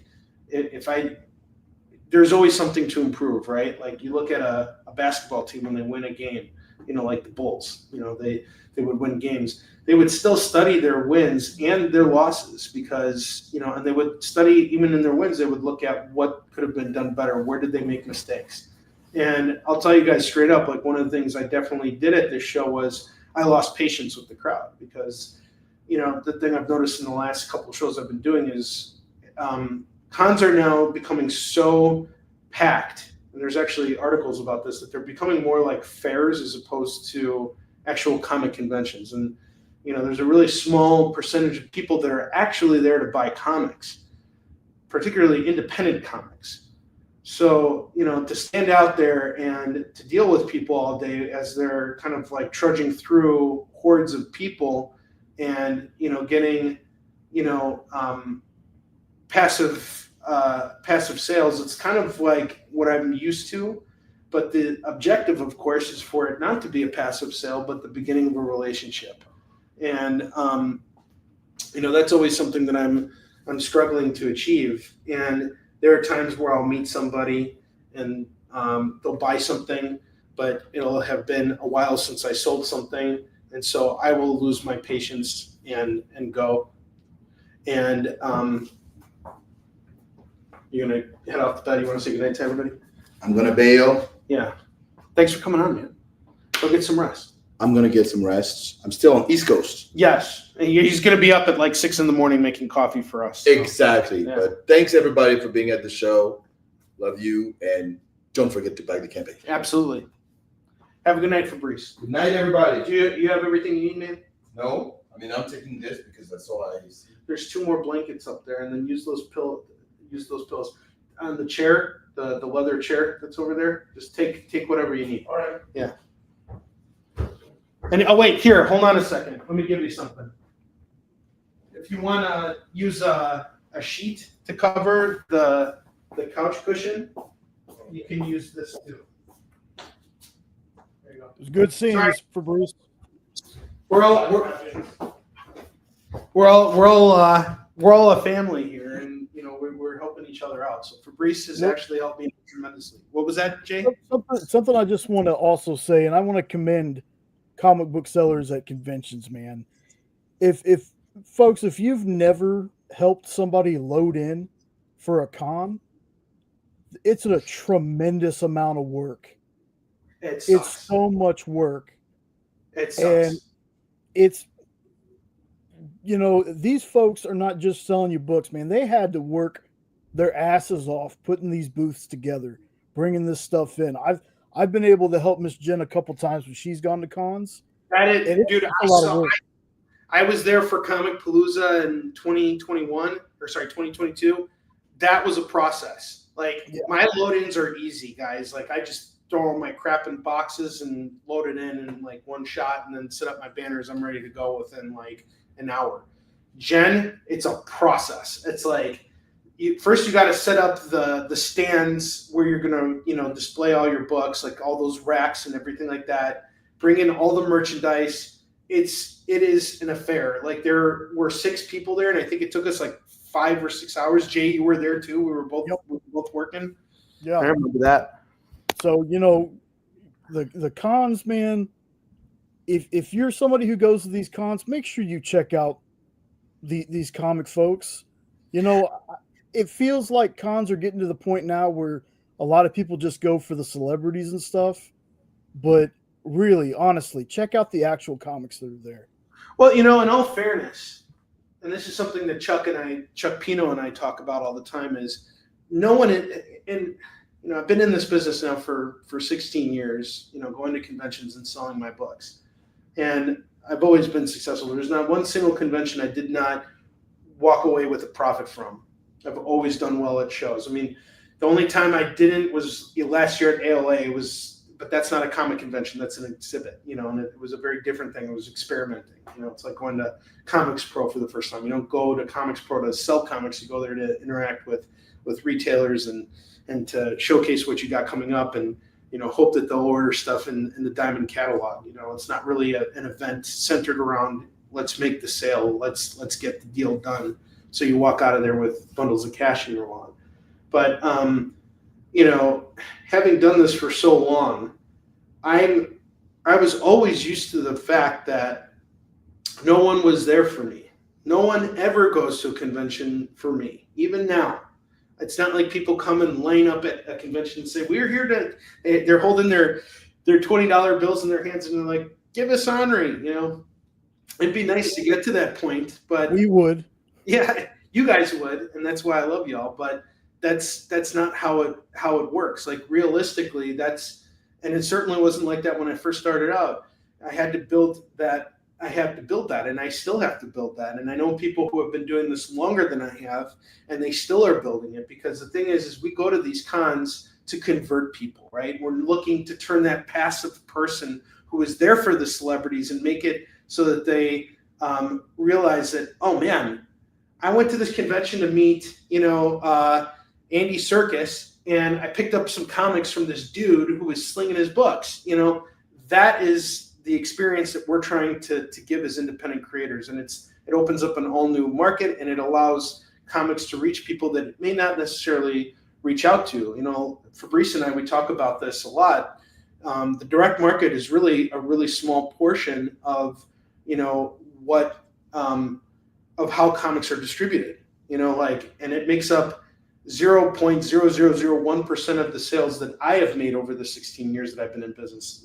All of my sales, 98% of them come from going to conventions. The other 2% are online and doing shows and Kickstarter. And Kickstarter probably, I would say it's probably more like 85% with conventions, and then the other 15 is Kickstarter. But for a lot of creators, they have turned to Kickstarter and things like that. So it's changed, and the platform is changing, and the methods are changing because of what's going on with Diamond right now. And this is pretty serious. I think a lot of people are underestimating the real effect that Diamond's absence is going to bring to the industry, and it's going to affect publishers like Fabrice, who have deals with the book market. He's literally in a situation where he's going to have to pick up all of his inventory if Diamond shuts down. They warehouse his stuff. So if they shut down, he's got to drive out to some podunk warehouse in the South to pick up all of his stuff and drive it back to New York and store it in his apartment. And while all of this is happening, like I told you guys, he has literally been sitting in front of his tablet, drawing, conducting business, doing everything on a regular, as if, because it's still got to go. The walls are falling down around you, but you got to keep working. And that's how it was at Marvel, even back in the 70s in the Bronze Age. When we see some of these books and we think, oh, those were the heyday of comics, the comic book industry was always in peril. There would be very small spikes in the industry, and we saw it in multiple eras. It goes up and down. It's kind of like the stock market, except the stock market, is a lot more corrupt. So there you go. And yes, it's Kicking It with Onrie for real tonight. I'm chatting with you guys a little bit more just because, this is kind of like therapy for me. Getting to talk about comics with you. This is actually the most stress relieving part of my day today. I have to go to the doctor tomorrow to just check out what's going on and make sure that I'm okay. My doctor, he's a big comics guy, so I always get him into conventions on the house, and he always takes good care of me. So I'm going to go visit him in the morning, and I realize I don't have a lot of time to mess around. I even going to the doctor, it's eating into vital moments of my days. Got to get the kids to school. Tomorrow's the last day I'm going to be with them. I got to make sure they have everything they need before I leave on the road again. So two more weekends of me having to kind of have shorter visits with the kids, and then it'll be back to normal. And I really am looking forward to that. It's really hard to be away from the kids so much.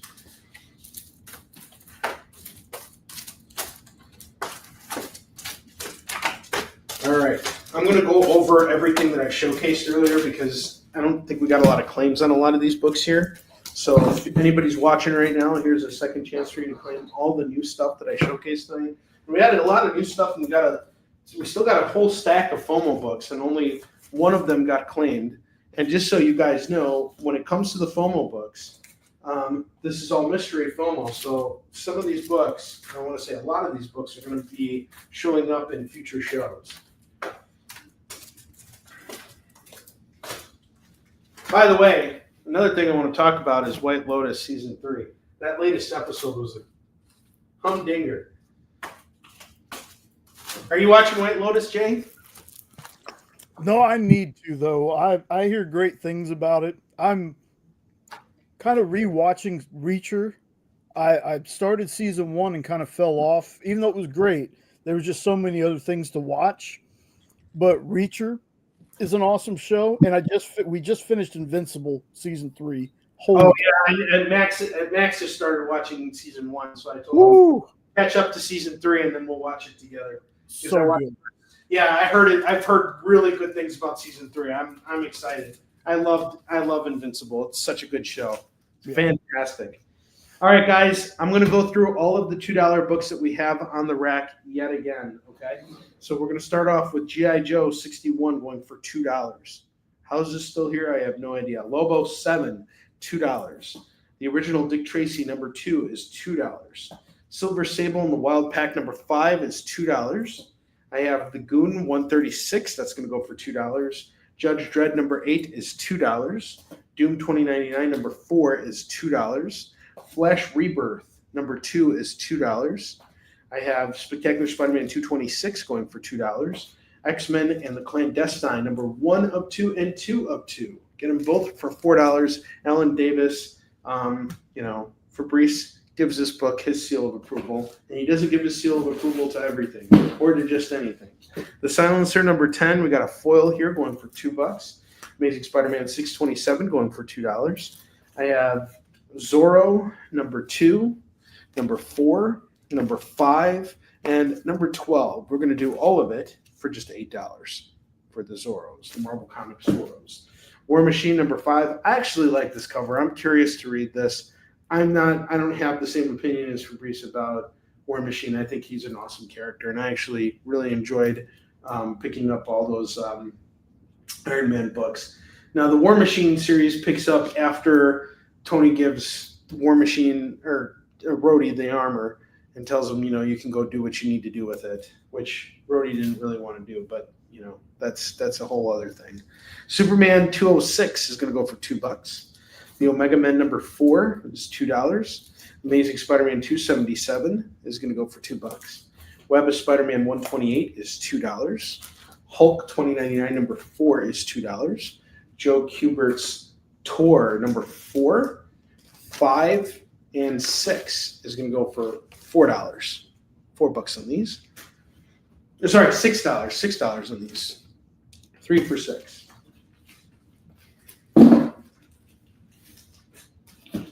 I have Green Lantern Rebirth here. We have pretty much the entire run here. All we're missing is number 1. So I have 2, 3, 4, 5, and 6.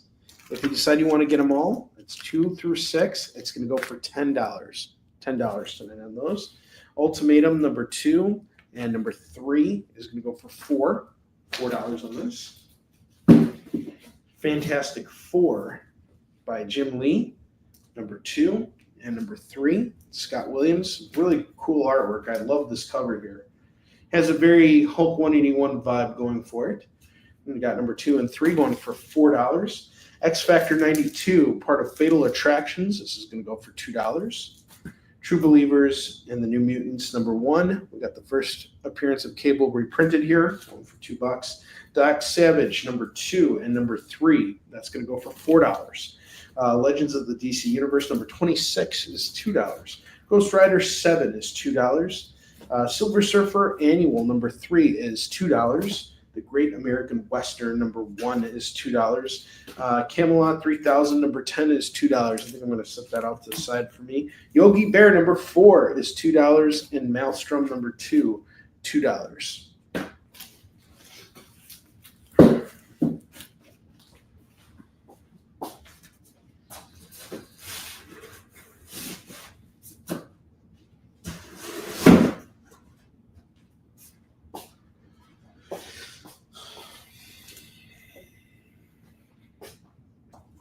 I'm going to go through this stack, and then we're going to take one last commercial break here. I have New Ultimates, number 1.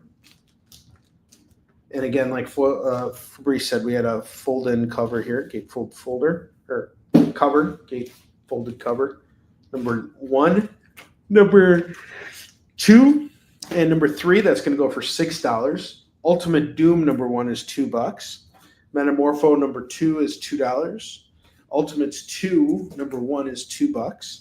Fury, we got some Fury here. Number 1, number 3, number 4, number 5, and number 6. We're going to do all of these at just $10 tonight. $10 on all of these.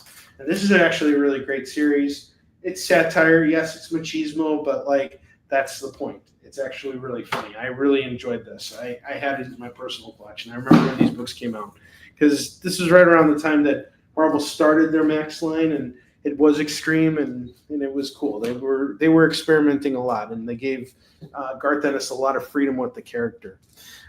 Daredevil, The Man Without Fear, Blood of the Tarantula, one shot, that's $2. Daredevil 109, $2.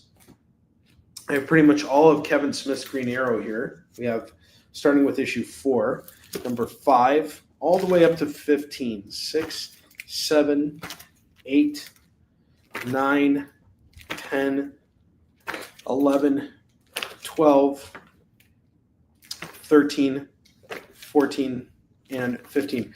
What sucks about this is I've picked up so many of these books for more than what I'm selling them for right now. I got 1, 2, 3, 4, 5, 6, 7, 8, 9, 10, 11. I have 11 of these books, and I'm going to do them all for $22 right now. And I have to keep them at $2 just out of just out of principle, because some of these books I paid like $3 a pop for. So my batch of these books is worth more than the batch I'm selling these for. And you're just missing issues 1 through 3. I can probably track them down for you. If you really want them, I can sell you the ones that I have, but they'll probably sell for a little bit more. I'd probably do them all for like $20, those 3 books. I have Uncle Scrooge, number 243 and 246, going for $4, and 265. That'll make it 6 for that run. Mickey Mouse Adventures, number 1 and number 6. That's $4 on those. Ultimates 3, number 2 is $2. Walt Disney Comics 531 is $2. The Huntress number 2 is $2. Secret Origins starring Shadowlass and Dollman number 8 is $2. World's Best Comics 4 stories at 99 cents. This is going to go for $2. Deathstroke the Terminator 6, $2. Deadshot Beginnings number 1 and number 3. That is $4 on those. I don't know. I don't think so. I think Hawkman would totally be on up. He's got superior technology. I think he's got Green Arrow beat. Fantastic Four 287 and 392. That's going to go for $4 for the set.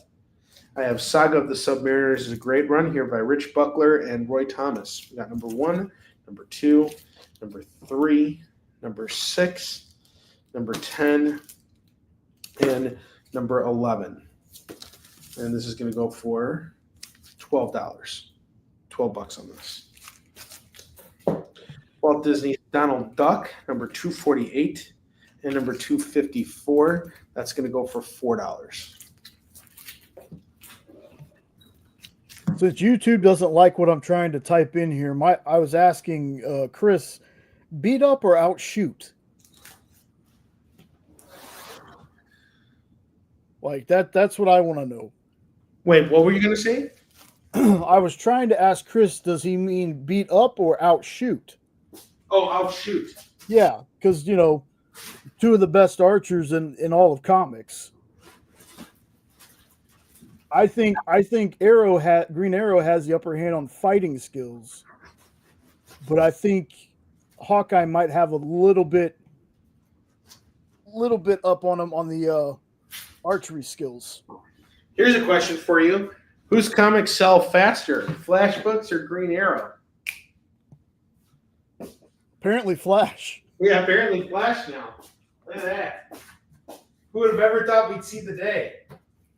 I'm so glad I talked Nope into coming on here and be like, hey, Onrie has Flash books sometimes. Well, you know what else Onrie has is Defenders books. I have Defenders number 58, 59, and number 60. And I'm going to do them all for just $15 right now. $15 on the set. And we're going to take a short commercial break. And when we come back, I'm going to go through one more stack of books. We're going to go through our mystery FOMO one more time, and then we're going to call it a night. So I will see you guys in just a minute.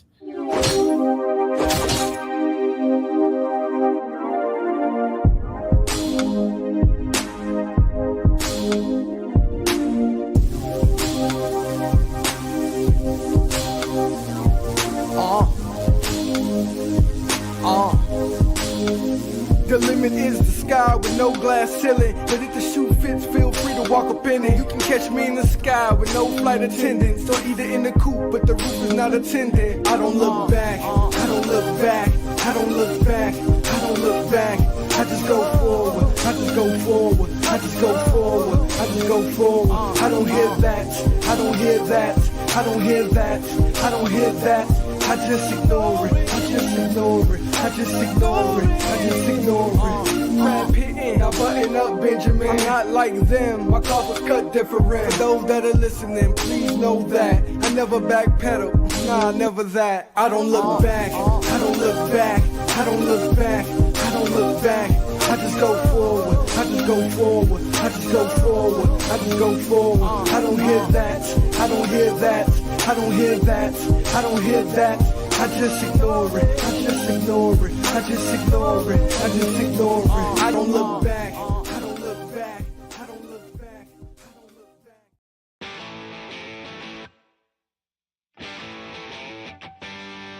What do you call the place on Spider-Man's wrists where the webs come out? His website. I hate myself for writing that joke, but you'd make me feel so much better if you just visited our website. We have links to our merch, new release lists, all the show info, and so much more. TheEXPLive.com.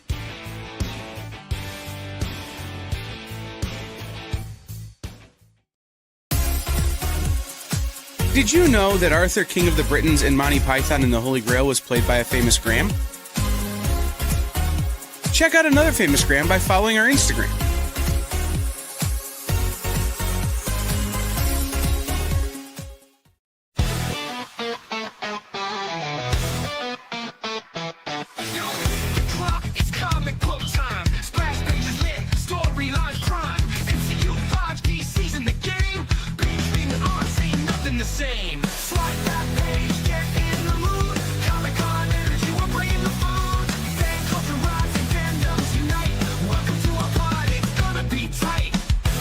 You're watching Kickin It With Onrie, the live shopping show.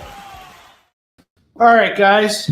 We got one more stack of $2 books here. I have Tales of the Green Lantern Corps Annual number 1. That's going to go for $2. I have Star Wars Obi-Wan number 2 and number 3 and number 5. That's going to go for $6. Stargirl: The Lost Children number 5 is $2. Shaolin Cowboy, number 4. This is Cruel to Be Kin, number 4, number 5, and number 7. That's going to go for $6 on this set here. So 6 on this set.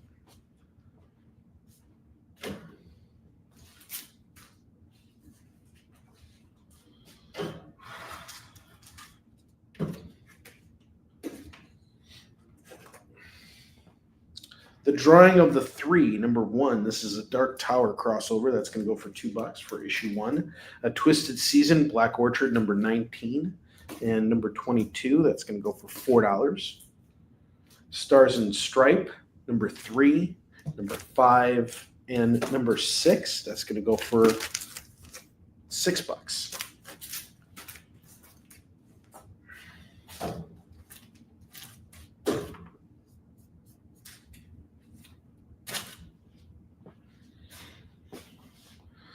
I have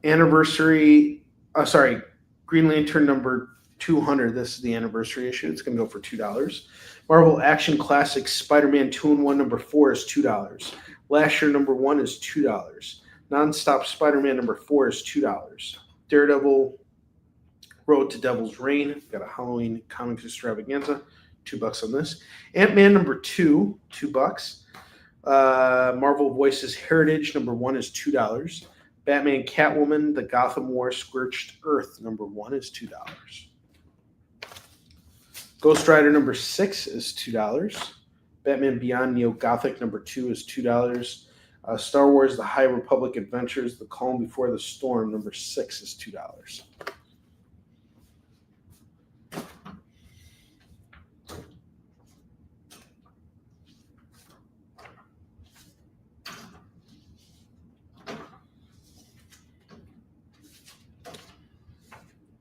It's good stuff here.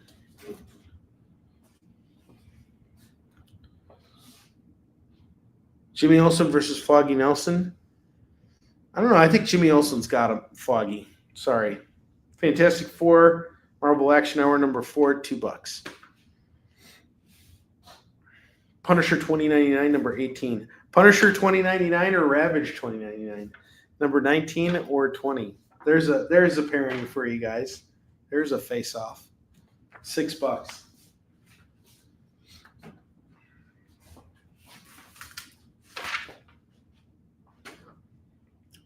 Amazing Spider-Man, number 12, $2.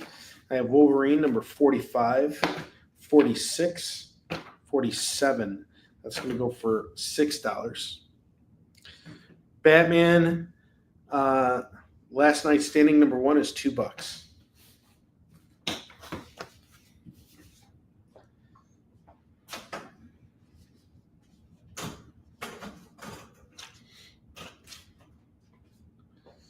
Web of Spider-Man number 5 is $2. Spider-Man number 5 is $2. And Savage Spider-Man number 3 is $2. Put these up here. All right. Now I'm going to go over our mystery FOMO books again. You guys ready for this? I have Joker number 3. This is from James Tynion and Gilliam March's run. This is some good stuff here, guys. This is going to go for $3 tonight. What If Scarlet Spider Killed Spider-Man, number 86. That's $3 as well. Fantastic Four, number 259. John Byrne doing Fantastic Four. Dr. Doom. That's going to go for $5. Witching Hour, number 61. $4 on this. James Bond Jr., number 1. $5 on this.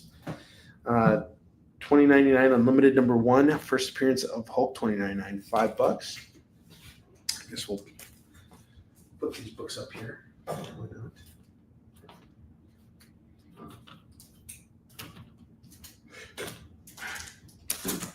And I want to thank you guys tonight for supporting the Warline 3 cover that Fabrice did and pre-ordering the books that you did. We got another 14 minutes, less than 14 minutes, 12 minutes, because I'm ending the show at 10:58 tonight. I got to go get some rest. But if anybody wants to pre-order the book, this is your final chance to do it.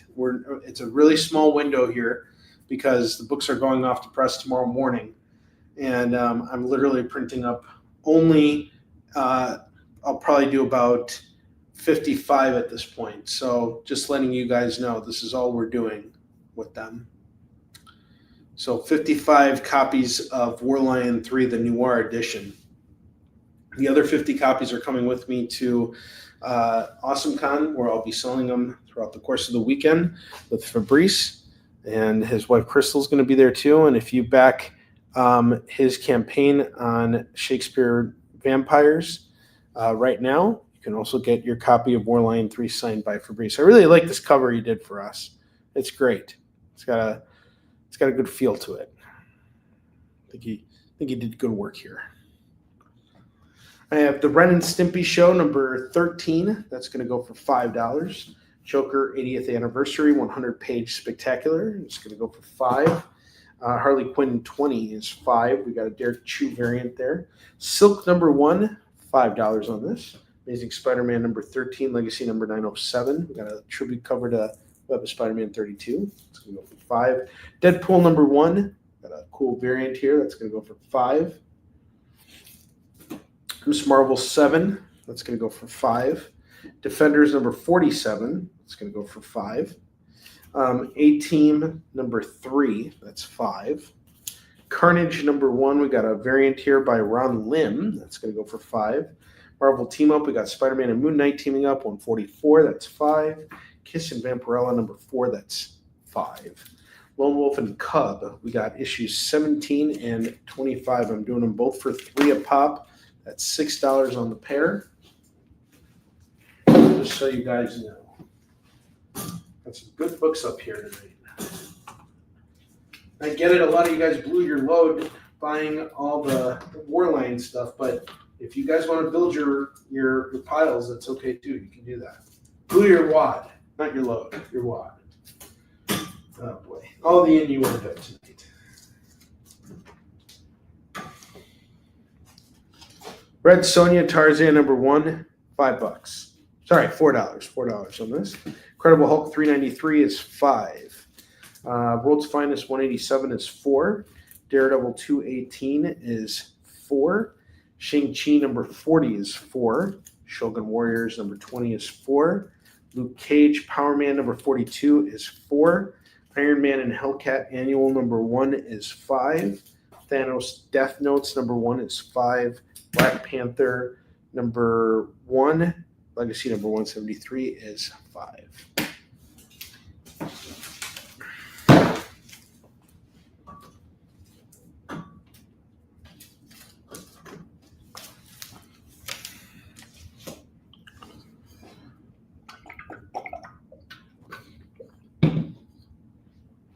Got about 9 minutes left on the clock here, guys. If we have any claims, now would be the time.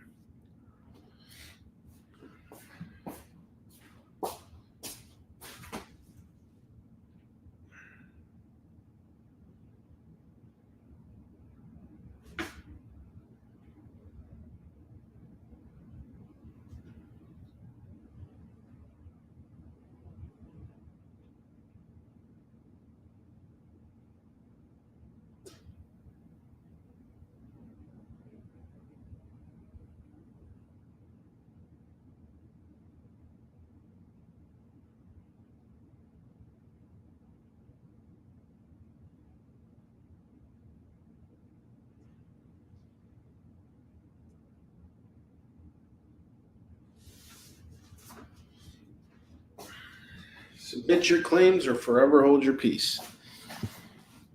Okay, the issue numbers on the Shang-Chi and the Daredevil. Okay, so the Daredevil was 218.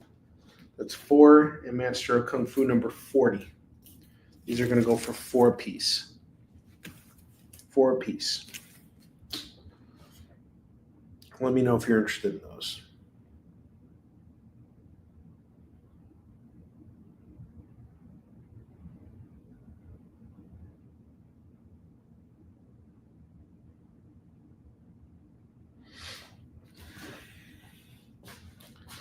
I'm going to go over the bottom row one more time.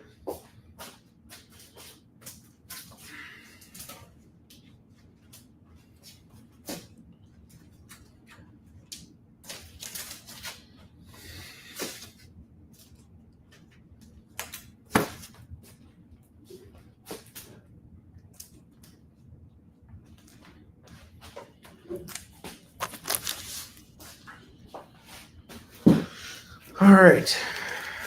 We're going over the lower rack of books from before. I have Adventures of Superman 500 going for just $5. Superman 75, Death of Superman, is going to go for $10. Batman Spawn War Devil is going to go for $15. The original Ghost Rider Rides Again #1 is $5. Captain America 306 is $5. Superman Man of Steel #1 is $5. New Teen Titans #1 by George Perez and Marv Wolfman is $3. Lobo Blazing Chain of Love is going to go for $5. The House of Mystery presents I Vampire #319. That's going to go for $5.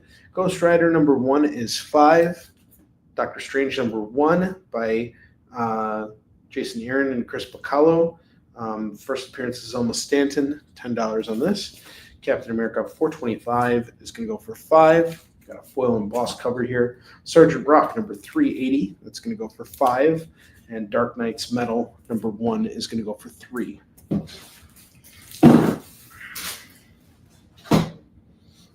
And don't forget our top rack stuff. We got some cool runs here.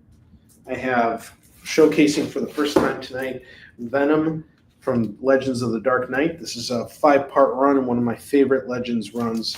Number 16, 17, 18, 19, and 20. This is some really, really great stuff, guys. We're going to do all 5 books tonight for $15. All 5 for $15, and that's the whole run. I'm not going to hunt anything down. I have Hook #1, #2, #3, and #4. This is the movie adaptation, the one starring Dustin Hoffman and the late, great Robin Williams. It's going to go for $8 tonight.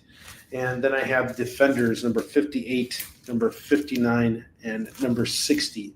This is going to go for $15 tonight. 15 on this. So let me know if you guys have any questions on anything that I showcased tonight. And don't forget, you can pre-order War Lion 3, the Noir edition, for the next 4 minutes. Because at 58, we're closing out. We did get a few spins on the wheel tonight, so Zach and David Moore definitely got spins on the wheel tonight. We'll be doing that. And if you get, are you getting Hook? Is that a claim for Hook, Zach? Hook it up. Hook you up.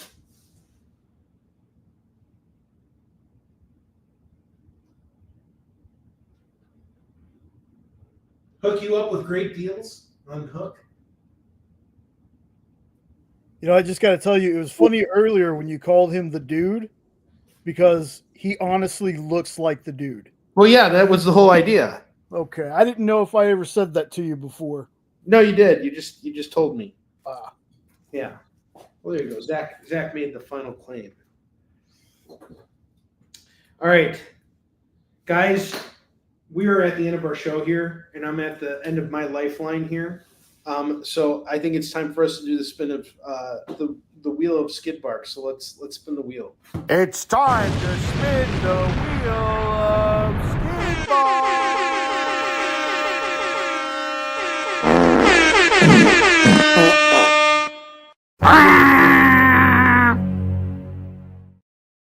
Fabrice also doesn't like fart jokes. It's been a very, very long week for me. I have to, like, every time I like make a fart sound, I'm like, you know, making sure he doesn't like notice. He's like, it's such an American thing. And I'm like, Captain America throws his body shield.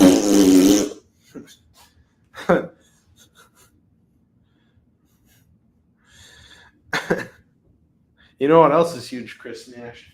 My comic collection. Hey-o! All right, we're spinning for David Moore. And since we haven't done it tonight, we have to air the David Moore video, so let's do it. David Moore!